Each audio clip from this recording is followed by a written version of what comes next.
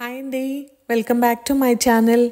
ఈరోజు వీడియోలో ఒక simple healthy and protein rich salad రెసిపీని మీతో షేర్ చేసుకోవాలి అనుకుంటున్నాను.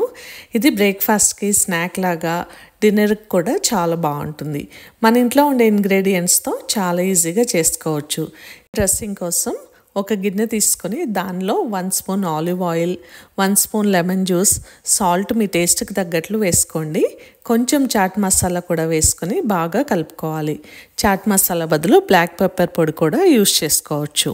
ఇప్పుడు ఒక బౌల్ తీసుకొని దానిలో 1 కప్ ఉడకబెట్టిన శనగలు, సన్నగా కట్ చేసిన క్యారెట్, ఉల్లిపాయ, కీరా దోసకాయ ముక్కలు, టమాటా ముక్కలు, కొంచెం కొత్తిమీర వేసుకొని దానిపైన మనం ముందుగా రెడీ చేసి పెట్టుకున్న సాలెడ్ డ్రెస్సింగ్ వేసి బాగా మిక్స్ చేసుకోవాలి.